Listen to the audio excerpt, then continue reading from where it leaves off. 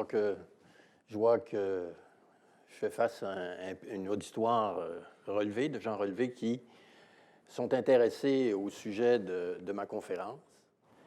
Et donc, je suis intéressé pour ma part également à faire part le fruit de mes recherches qui ont été constituées sur une très longue période. Alors, j'ai intitulé ma communication « Le syndicalisme comme source de la social-démocratie au Québec pour la période 1900-1944 ». C'est le résultat, en partie, le résultat de mes recherches depuis plus de 40 ans sur l'histoire des travailleurs et travailleuses et du syndicalisme. Mon intérêt pour l'histoire des travailleurs date du début des années 70, alors que le professeur Jean Hamelin, jeune professeur à l'Université Laval, au département d'histoire de l'Université Laval, a organisé un séminaire sur l'histoire du mouvement ouvrier au Québec. Il voulait rédiger, enfin dans le cadre, dans l'optique de l'École historique des annales, économie, société et civilisation, il voulait rédiger une histoire économique et sociale du Québec de la fin du 19e siècle, de la période 1850-1900. Et pour ce faire, il embauche des auxiliaires de recherche pour dépouiller les grands quotidiens du Québec. Et il s'aperçoit qu'il y a des organisations syndicales très actives et de grandes grèves, fin 19e siècle, même fin 19e siècle. Ce constat allait à l'encontre de l'image que nous avions alors du mouvement syndical, voulant que le militantisme ne se manifeste pas vraiment avant la Deuxième Guerre mondiale. On imaginait alors la société francophone comme foncièrement rurale, les travailleurs salariés peu nombreux, peu syndiqués, dominés par le clergé catholique et les élites traditionnelles.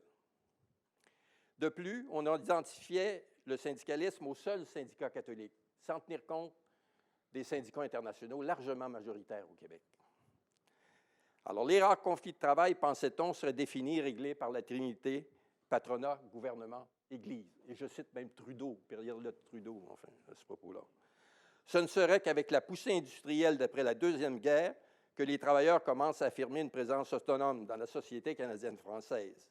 Et la grève de l'amiante de 1949 reflèterait cette présence nouvelle des travailleurs dans l'histoire comme acteurs actifs de l'évolution de la société québécoise. Ayant découvert un sujet neuf, Hamelin organise donc un séminaire de maîtrise sur le mouvement ouvrier, où je rédige avec une étudiante un texte sur le mouvement syndical à la fin du 19e siècle. J'ai travaillé par la suite comme assistant de recherche du professeur Hamelin et prends conscience de la forte présence des syndicats internationaux venus des États-Unis. Je fais alors du syndicalisme le sujet de ma thèse de doctorat à l'Université d'Ottawa. La deuxième partie de ma conférence est consacrée plutôt au Conseil des métiers et du travail de Montréal pour la période 1900-1944. Et c'est donc sur le Conseil, sur les revendications du Conseil des métiers et du travail de Montréal de 1900-1944. Ce conseil existe toujours de nos jours. Il s'appelle le Conseil régional FTQ du Montréal métropolitain, qui tire ses origines de ce CMTM fondé en 1897. Cette instance politique joue le rôle de la FTQ avant la formation d'une fédération provinciale en 1937-1938. Alors, je fais part du résultat d'une recherche récente sur le Conseil des métiers et du travail qui sera l'objet d'une publication que j'ai intitulée « Aux origines de la social-démocratie québécoise, le Conseil des métiers et du travail de Montréal, 1897-1930 ». Et au cours de cet exposé, je déborde l'histoire syndicale en osant rectifier l'image collective que nous nous faisons de l'histoire du Québec avant 1960. Le Québec n'est pas aussi engourdi, en retard, qu'on nous l'a fait croire. Alors, en introduction.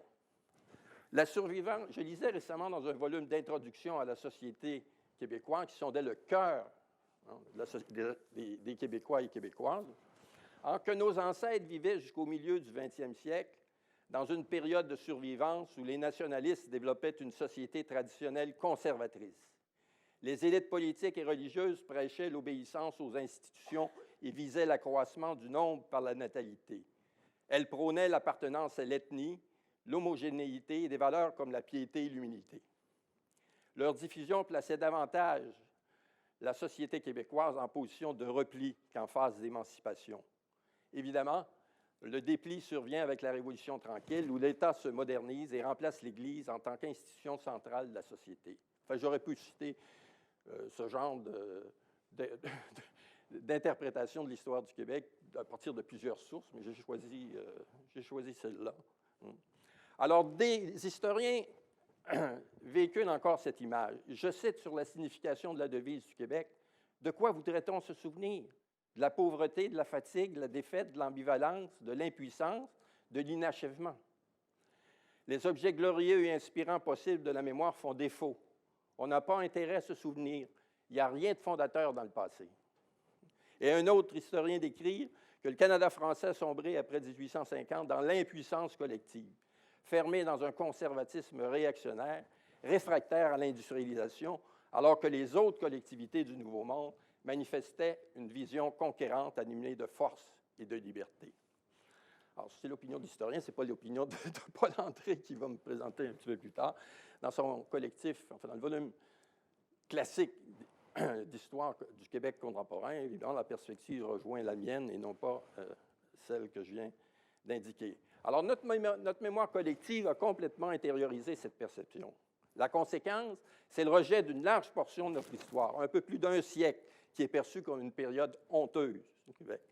Cette construction issue des artisans de la Révolution tranquille dans les années 50 et 60 colore aussi grandement l'opinion que les Canadiens anglais se font du Québec, pour qui la province a été une priest-ridden province, responsable de son passé malheureux.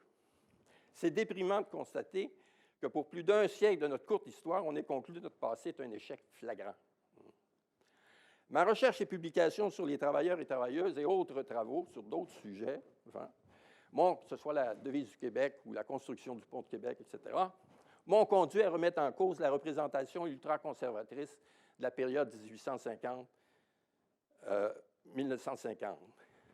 Le syndicalisme, enfin c'est ce que je vais montrer, a façonné l'histoire du Québec depuis la fin du 19e siècle. Il a inspiré notre modèle de société qui repose sur les valeurs social-démocrates. Cette vision de la société est portée depuis longtemps par le mouvement syndical, bien en deçà des années 1950 et 1960. Ce sont les syndicats internationaux nord-américains venus des États-Unis qui dominent le mouvement syndical, qui sont initiateurs de ces valeurs. C'est ce que je vais montrer pour la période 1900-1944. Alors, j'ai structuré mon texte en 4 volets. Je définis ce que j'entends par social-démocratie. Je mets en relief la dominance, l'importance du syndicalisme international au Québec.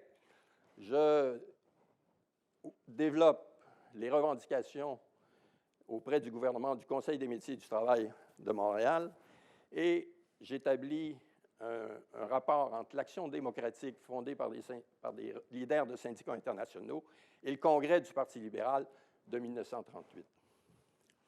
Social-démocratie. La régulation social-démocrate est basée sur 3 pôles. Le soutien aux institutions démocratiques, l'élargissement du rôle de l'État en économie et l'établissement d'un filet de sécurité sociale. C'est un projet de société réformiste qui défend les règles du jeu démocratique et accepte une évolution graduelle de la vie en société grâce à l'éducation et à la persuasion des citoyens. Cette vision de la société ne remet pas en question le système capitaliste, mais refuse le laisser-faire complet et le soumet à la régulation de l'État. Alors, j'aborde maintenant, je montre, mets en relief la dominance, l'importance du syndicalisme international au Québec.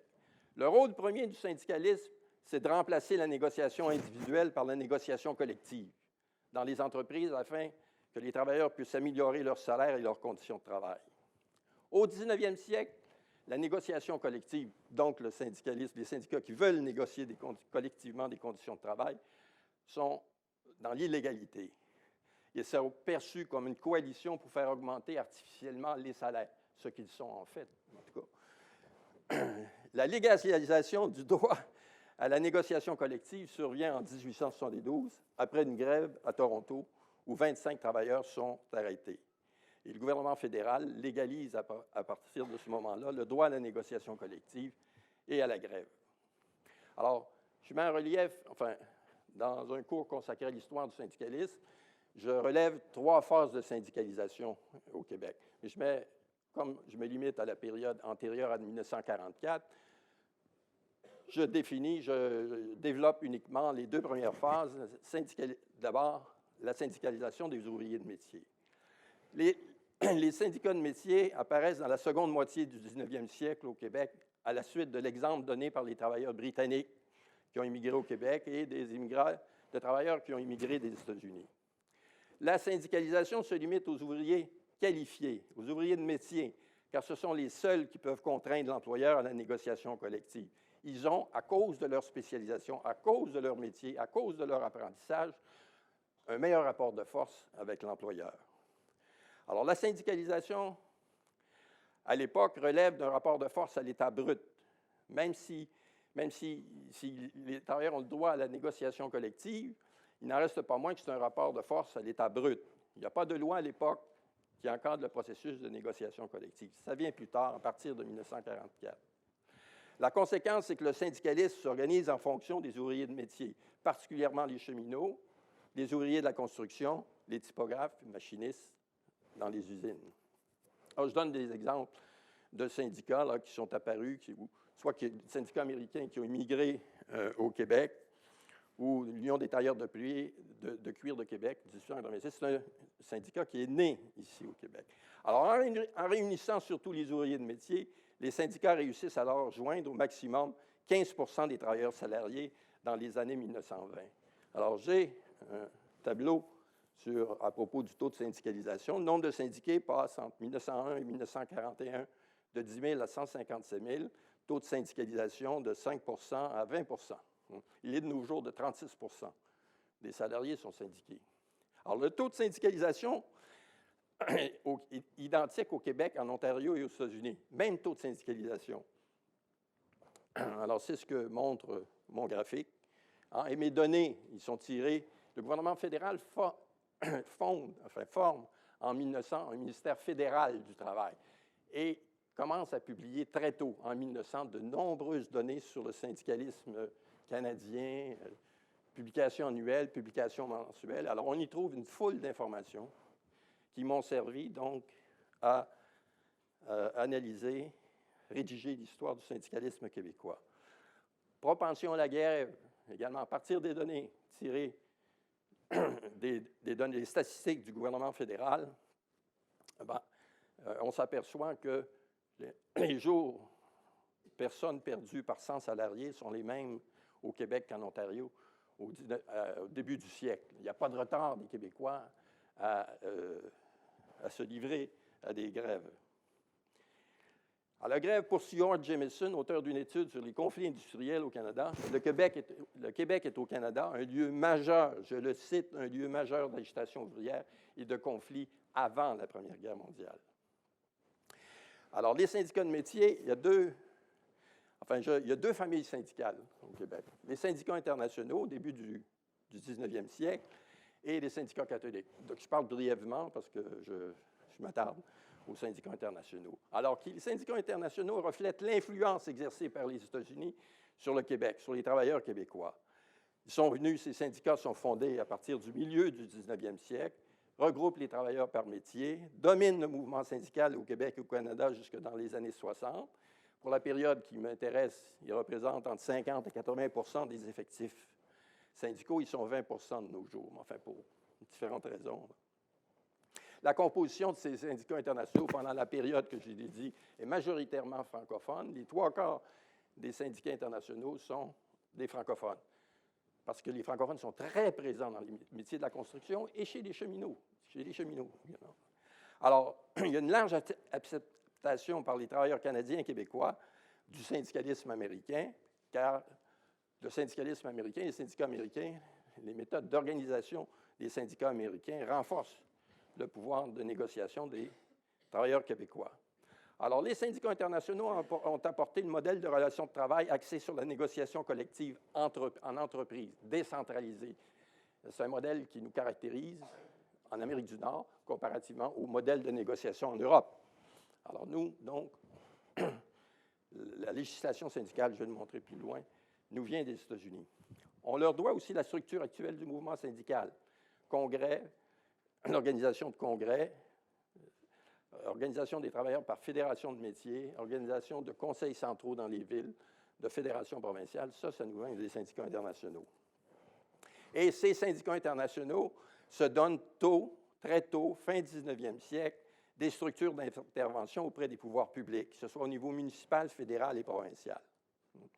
Donc, ils ne se limitent pas à la négociation collective, mais se donnent des structures d'intervention auprès des 3 niveaux de gouvernement. C'est à travers eux que le projet de société social-démocrate a pris racine au Québec au début du 20e siècle. Les syndicats catholiques, brièvement, là, c'est né sous l'initiative du clergé catholique pour enrayer effectivement, à partir de 1911, l'expansion du syndicalisme international à l'extérieur de Montréal, en province. Et ces syndicats catholiques fondent la Confédération des travailleurs catholiques du Canada en 1921, qui se déconfessionnalise en 1960, qui devient CSN. Alors, pourquoi le clergé catholique fonde-t-il des syndicats catholiques? Bien, c'est qu'il reproche aux internationaux de favoriser la lutte de classe, faire des grèves, d'être trop prompt à la grève, et d'être socialiste en ce sens qu'ils prônent des mesures comme l'instruction obligatoire, l'instruction gratuite obligatoire, la nationalisation des entreprises publiques. Je reviendrai là-dessus. L'Église veut répandre un modèle différent de relations de travail, s'inspirant de la doctrine sociale de l'Église pour favoriser l'harmonie sociale et la bonne entente entre patrons et ouvriers. Mais ce modèle se révèle rapidement utopique dès les années 20. Et les syndicats catholiques, en pratique, changent leur mode d'organisation, ils commencent à faire grève, ils commencent à s'organiser par métier, ils veulent négocier de bonnes conventions collectives. S'il en avait été autrement, ils auraient perdu leurs membres aux syndicats internationaux. Deuxième vague de syndicalisation qui va de 1940 à 1960. Elle se caractérise par l'organisation des travailleurs de la grande industrie manufacturière, peu importe la qualification des travailleurs, qu'ils soient ouvriers de métier ou pas ouvriers de métier, syndic. Ces travailleurs ont traditionnellement un faible pouvoir de négociation parce qu'ils sont peu qualifiés. Alors, je donne des exemples de syndicats organisant les travailleurs par industrie. Cette deuxième vague de syndicalisation du secteur industriel, c'est le résultat du militantisme de ces travailleurs aux États-Unis dans les années 30, vague de grève très significative, au Canada et au Québec dans les années 1940. Et aussi, non seulement militantisme syndical, vaste mouvement, mais de l'aide apportée par les gouvernements qui adoptent des lois favorisant la syndicalisation. Le Québec adopte en 1944, sous l'administration libérale de Godbout, d'Adélard Godbout, la loi des relations ouvrières qui oblige les patrons à négocier de bonne foi lorsque la majorité des travailleurs d'une entreprise font partie d'un syndicat. Ces principes sont issus du Wagner Act adopté aux États-Unis en 1935. Alors, qui fonde la législation du travail au Canada, l'ensemble du Canada, y inclut le Québec. La loi des relations ouvrières de 1944 donne une formidable impulsion à la syndicalisation dans le privé comme dans le parapublic. Le nombre de syndiqués fait plus que doubler de 41 à 61 et le taux de syndicalisation passe de 60 à 30 %. Alors, c'est ce que je montre ici, là, dans ce graphique, la hausse du taux de syndicalisation au Québec ou en Ontario et aux États-Unis à partir des années 40. L'évolution du syndicalisme québécois, elle s'apparente beaucoup à celle du syndicalisme nord-américain. Les taux de syndicalisation sont comparables, comme je viens de le dire, à ceux des États-Unis et de la moyenne canadienne. Les grandes phases de syndicalisation sont les mêmes. Les syndicats internationaux sont majoritaires au Québec comme ailleurs. La législation syndicale est empruntée des États-Unis et la propension à la grève est comparable au Québec et à l'Ontario avant 1940. Alors, en deuxième volet je pense que c'est le troisième volet, plutôt le troisième, de ma démonstration, j'aborde le Conseil des métiers du travail de Montréal pour la période 1900-1944, qui est devenu le Conseil régional FTQ du Montréal métropolitain. Les syndicats internationaux se dotent très tôt de structures d'intervention auprès des gouvernements pour faire valoir les revendications de la classe laborieuse, comme on disait à l'époque. Enfin, ils forment dans ce but-là le Congrès des métiers du travail du Canada en 1983, l'actuel CTC, 83, enfin, né en 1983, le Conseil des métiers du travail de Montréal que j'analyse. Un premier a été fondé en 86 et un autre en 97 que j'analyse. Et la Fédération provinciale du travail du Québec, destinée à acheminer des revendications auprès du gouvernement provincial, est fondée en 1937-1938. Le Conseil des métiers du travail de Montréal est composé de délégués de syndicats internationaux montréalais. Son objectif politique, c'est d'améliorer le sort de la classe ouvrière en acheminant, le principal objectif politique, améliorer le sort de la classe ouvrière en acheminant des réclamations auprès des gouvernements. Leurs réclamations apparaissent souvent radicales, utopiques et dérangeantes pour les élites politiques et religieuses. Mais c'est néanmoins le plus important forum de la société civile où est débattu un large éventail de questions sociales et le débat se fait démocratiquement entre délégués qui votent des résolutions. Et ces résolutions sont adoptées, acheminées aux 3 niveaux du gouvernement quand la majorité des délégués les acceptent. Alors, le CMTM, c'est une organisation au membership significatif, 10 000 membres en 1901, 65 000 membres en 1941.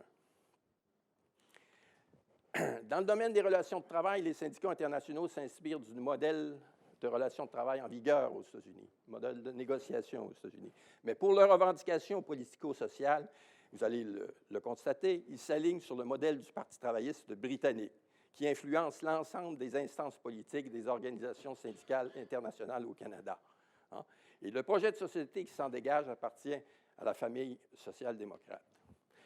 Les assemblées du CMTM réunissent en moyenne une centaine de délégués, 2 fois par mois, le jeudi soir, aux 3/4 francophones. Les délégués sont aux 3/4 francophones. Ces syndicats internationaux font à chaque année un pèlerinage qu'ils appellent, en guillemets, un pèlerinage auprès du gouvernement du Québec pour présenter un mémoire au cabinet des ministres, dont le premier ministre, toujours présent. Ils discutent, ils échangent avec lui sur leurs revendications. Et parfois, il arrive que tout le Conseil des ministres est présent, plus les députés également. Et la délégation est accueillie par le représentant du gouvernement, par le cabinet, comme porte-parole de la classe ouvrière.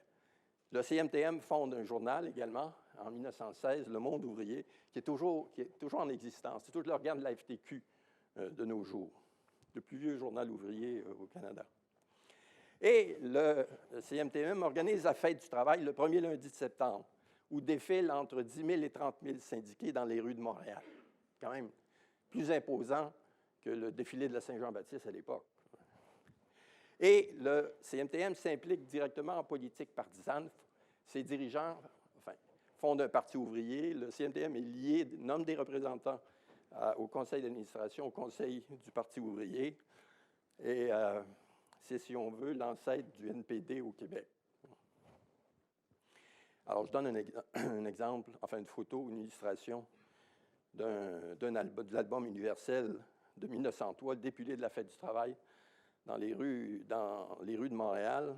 Il s'agit de la rue Sainte-Catherine.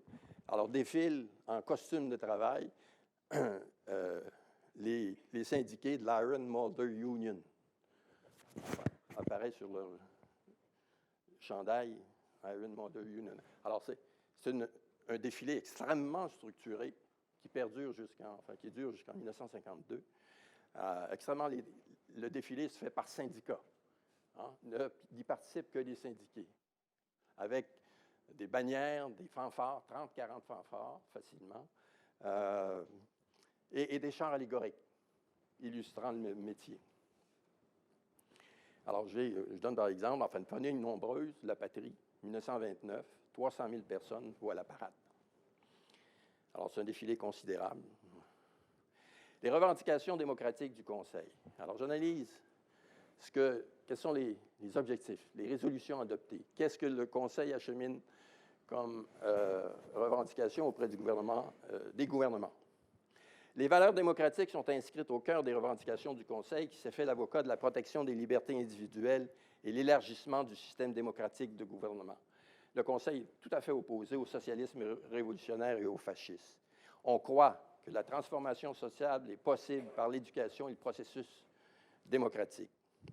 Et le Conseil joue un rôle, à mon avis, joue jusqu'en 1938, jusqu'à la fondation de la FTQ, joue le rôle de l'actuelle fédération provinciale. Et il faut se rappeler également que le Parti libéral est au pouvoir de 1897 à 1936. Depuis la fin du 19e siècle, le Conseil demande l'abolition de la qualification foncière à Montréal pour les aspirants à la mairie et l'échevinage. Pour un candidat à la mairie, devait posséder comme bien foncier 4 000 $ à l'époque. C'est une somme importante. Et pour un candidat à l'échevinage, 2 000 $. Et les locataires ne pouvaient pas opposer leur candidature. Alors, suite aux revendications, largement aux revendications du Conseil, la Charte de Montréal est modifiée en 1912 et approuvée par le gouvernement québécois. Alors, ça disparaît. Réclamation du droit de vote pour les femmes aux élections fédérales, provinciales et municipales à partir de 1917 revient constamment dans les revendications du Conseil auprès du gouvernement du Québec. C'est obtenu en 1940 sous l'administration Godbout. Abolition du Sénat et Conseil législatif, toujours dans une perspective d'élargissement des droits démocratiques, c'est réclamé constamment à partir de 1901. Ainsi, dans une résolution adoptée au Conseil en 1906, un des délégués, enfin, ce n'est pas le délégué, mais la résolution comme telle indique, précise que le Sénat est non seulement l'ennemi des classes ouvrières, mais l'ennemi de tout le prolétariat manuel. On n'y trouve aucun représentant attitré du travail, mais des représentants du capital exclusivement et des professions libérales qui sont au service du capital. En conséquence, il devient impossible de faire adopter par le Parlement des réformes d'importance en faveur de la classe laborieuse. Le Conseil législatif au Québec, il est aboli en 1968, mais pour le Sénat, non, c'est pas encore fait. C'est encore au programme du NPD, je pense. Démocratisation aussi, élargissement de la démocratisation, système d'éducation. On réclame l'obligation scolaire jusqu'à 14 ans, très tôt. Hein.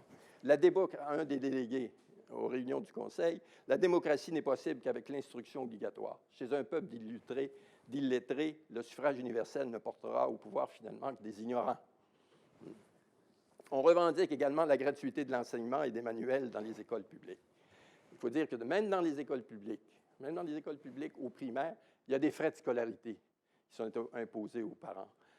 Les frais de scolarité mensuels, ce qu'on appelle la rétribution mensuelle, et qui peut devenir importante, enfin, pour les étudiants et les étudiantes en 6e, 7e année. C'est plusieurs je pense que je me rappelle bien, c'est 5 $ par mois. Hein.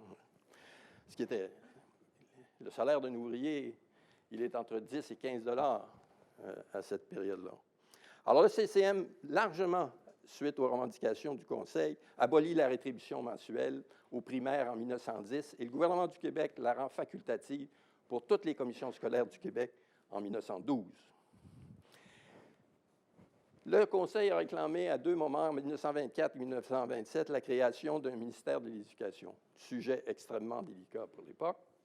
Et le gouvernement libéral élu en 1943 et 1944 ne crée pas un ministère de l'Éducation, mais vote des lois assurant la gratuité de l'éducation, le remboursement du coût des manuels obligatoires aux commissions scolaires et l'obligation pour les jeunes de fréquenter l'école jusqu'à 14 ans. Le ministère de l'Éducation, comme vous le savez, n'est créé qu'en 1964. Dimension socialisante des revendications du Conseil. Le Conseil supporte le système de libre entreprise, mais il pose des conditions. Le système doit laisser la liberté des travailleurs de négocier collectivement leurs conditions de travail. Et propose la nationalisation des entreprises de services publics et l'adoption de normes minimales de travail sur lesquelles je n'ai pas le temps d'élaborer puisque je n'ai que 40 minutes de présentation. Là. Alors, des résolutions sur le travail des enfants, travail égal et salaire égal pour les femmes, hommes et femmes, accidents de travail, joue un rôle clé pour l'adoption d'une loi des accidents de travail en 1931, bureau de placement, journée de travail de 8 heures, etc., etc. Alors, je m'attache aux revendications touchant la nationalisation et la municipalisation des entreprises de services publics. Le Conseil appuie la nationalisation des 3 lignes de chemin de fer en 1918, et ce qui se fera effectivement, ce que le gouvernement fédéral fera en 1918 en formant le CN, le Canadien national. Le Conseil également fait des revendications, achemine des lettres, organise des assemblées, achemine des lettres au conseil municipal, veut la municipalisation du transport en commun, du téléphone, du système d'éclairage et de l'aqueduc pour que soit assurée l'exploitation par le peuple et pour le peuple de toutes les entreprises publiques. Le gouvernement provincial, évidemment, ne nationalise pas toutes ces entreprises, mais forme néanmoins en 1909 la Commission des services publics chargée de réglementer et de contrôler les entreprises de services publics. En particulier dans le domaine du transport en commun. Le Conseil se plaint que la Commission des tramways de Montréal soit un corps irresponsable au peuple et réclame la municipalisation du transport en commun. Et le gouvernement, en 1911, force la fusion des compagnies de tramways et le versement d'une contribution annuelle pour que la Ville puisse municipaliser le service à l'expiration de la franchise en 1918. Mais la municipalisation ne se fera qu'en 1951, grâce à l'aide du gouvernement du Québec. La Montréal Light Heat and Power Company. Le Conseil veut la municipalisation de ce monopole depuis 1900. On lui reproche d'engranger des profits fabuleux et d'exiger des tarifs trop élevés qui frappent surtout la classe ouvrière. La Montréal Light abaisse graduellement ses tarifs au cours de la période étudiée. Comme la pression venant des nombreux milieux pour la nationalisation s'intensifie dans les années 30, cette nationalisation est complétée sous l'administration de Godbout en 1943. Et c'est à ce moment-là qu'est formé Hydro-Québec. Le Conseil pour un filet de sécurité sociale. Le Conseil Montréal adopte en 1919 un long mémoire qui comprend, remis au gouvernement fédéral, qui comprend la mise en place des pensions de vieillesse, l'assurance chômage, l'assurance maladie et les pensions aux mères monoparentales.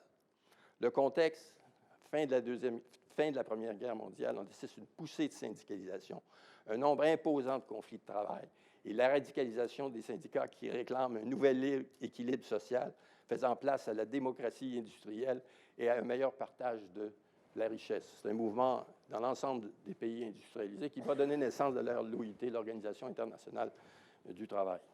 Alors, donc, ça a des effets au Québec. Voilà. Loi des pensions. La loi est adoptée au Parlement fédéral en 1927. C'est un programme à frais partagés qui nécessite la contribution financière de chacune des provinces. C'est réclamé constamment par le Conseil lors de ses rencontres, des syndicats internationaux lors de leurs rencontres avec le gouvernement québécois, voudraient que le gouvernement québécois participe au programme fédéral. Mais le gouvernement québécois n'y participe qu'en 1936.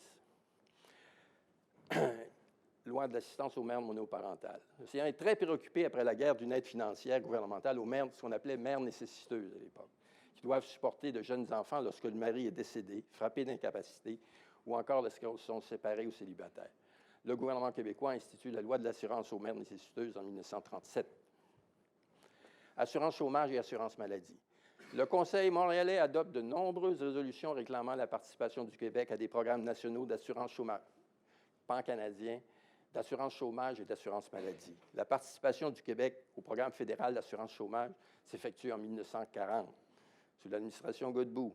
L'assurance hospitalisation est mise en vigueur en 1960 et l'assurance maladie en 1970. Alors, je traite maintenant des rapports entre l'Action démocratique et le Parti libéral, 1938. Alors, le Parti libéral remporte facilement les élections, comme je l'ai dit, de 1997 à 1936. Mais en 1936, il est défait par un nouveau parti politique, l'Union nationale de Maurice Duplessis. Les politiques conservatrices et antisyndicales du gouvernement Duplessis, à partir du moment où il est élu, engendrent la formation de l'Action démocratique en mai 1938 par 150 délégués de syndicats internationaux à Montréal. Et il propose un programme, il se donne un programme en mai qu'il présente au congrès d'orientation du Parti libéral le mois suivant, en juin 1938, le mois suivant. Le Parti libéral voulait se réformer, comme on disait à l'époque, se relibéraliser. À l'époque. Il voulait changer d'orientation, fondamentalement changer d'orientation profonde, et recevait des mémoires de différentes organisations. Alors, c'est ce qu'a fait l'Action démocratique en 1938. Alors, ce programme de l'Action démocratique, en mai 1938, reprend les revendications des syndicats internationaux depuis le début du siècle. L'abolition du Conseil législatif, droit de vote pour les femmes, instruction gratuite, nationalisation, amendement à la Constitution, droit à un contrat collectif de travail, etc., etc. Hein? Et le programme, l'Action démocratique soumet son programme au comité d'organisation du Congrès d'orientation du Parti libéral de juin 1938. Et le Congrès en adopte plusieurs et prend un virage spectaculaire vers la social-démocratie. Sa plateforme électorale aux élections de 1939 comprend le droit de vote pour les femmes, l'abolition du Conseil législatif, gratuité des manuels scolaires, assurance chômage, assurance maladie, régime de retraite étatique, aide aux familles nombreuses, étatisation et municipalisation des forces électriques, etc., droit des... Mais non seulement le Parti libéral... Alors, le Parti libéral, il est élu à l'élection de 1939 et il met en application son programme. Donne droit de vote et d'éligibilité aux femmes en 1940. Il se refuse cependant à abolir le Conseil législatif, qui est formé pour une grande majorité de libéraux. En tout cas, il ne va pas jusque-là, là. Ça viendra plus tard. Les mesures sociales adoptées, acceptation du programme fédéral d'assurance chômage en 1940, obligation scolaire jusqu'à l'âge de 14 ans et gratuité de l'éducation primaire en 1943, adoption de la loi des relations ouvrières favorisant la syndicalisation en 1944, volonté de mettre en place un régime d'assurance maladie. Le Québec forme une commission d'enquête en 1943, une commission de l'assurance maladie en 1944. S'il avait été réélu en 1944, le Québec aurait pu être la première province au Canada à mettre sur pied, mettre en place un programme d'assurance maladie. C'est venu bien après. Et donc, Godbout, nationalise la compagnie de distribution d'électricité à Montréal qui donne naissance à Hydro-Québec et forme en 1944 un conseil d'orientation économique. Et je sors un peu de mon sujet pour faire voir qu'il y a une loi adoptée par le gouvernement Godbout en 1940 pour une délégation du Québec à Paris, Londres, New York. Mais seul ce dernier est ouvert à cause de la guerre. Il y a eu une délégation, mais il y avait l'objectif, même, je pense, les pays d'Amérique latine également. Alors, les réalisations de l'administration Godbout correspondent à plusieurs attentes du Conseil montréalais. Il se situe dans l'optique social-démocrate. Le Parti libéral, il représente une première révolution tranquille, à mon point de vue. Si on compare les réalisations des années 60 à ce qu'a fait le gouvernement Godbout, écoutez, c'est pareil, quoi. Les libéraux, cependant, sont défaits par l'Union nationale en 1944, même s'ils obtiennent un suffrage électoral un peu plus élevé, un point de pourcentage de plus, mais pour différentes raisons là, que je ne peux pas développer. Là.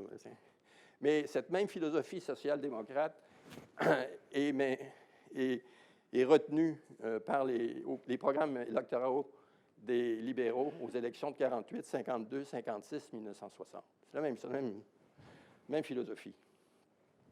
Alors, conclusion, le syndicalisme international a contribué à façonner l'histoire du Québec depuis la fin du 19e siècle. Notre recherche permet de remettre en question la vision de l'histoire du Québec qui imprègne encore la mémoire collective, à savoir que le Québec francophone d'avant 60 est une société génétiquement branchée sur le traditionnalisme clérical. Nos ancêtres n'ont pas fait fausse route.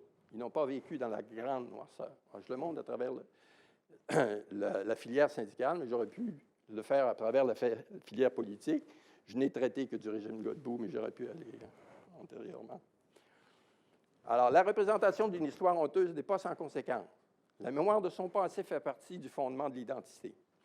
Que cette expérience ait été positive ou négative, elle affecte de manière consciente ou inconsciente l'opinion de soi et joue un rôle dans le choix à poser pour l'avenir. Une perception négative de notre expérience par rapport à celle des autres sociétés entame notre fierté et contribue à dévaloriser l'appartenance à cette collectivité, notamment pour ceux et celles qui ont le choix de joindre ou non à cette société. Nos recherches montrent que le Québec francophone est sensible aux valeurs démocratiques. Les années 60 ne représentent pas le début de la modernisation du Québec. Elles sont plutôt l'aboutissement d'un long processus amorcé depuis le début du 20e siècle. Les organisations syndicales sont à la source du caractère social-démocrate de notre société, comme je viens de le montrer, via les syndicats internationaux. Le Québec est une société distincte, mais diversifiée et sensible, hier comme aujourd'hui, aux influences du continent qu'il habite. Alors, mon leitmotiv, c'est de dire que le Québec, il est singulier, il est différent, mais que la société québécoise est une société, l'histoire du Québec, une société différente, mais diversifiée. Alors, j'espère que mon exposé vous rend un peu plus fier de notre histoire. Voilà.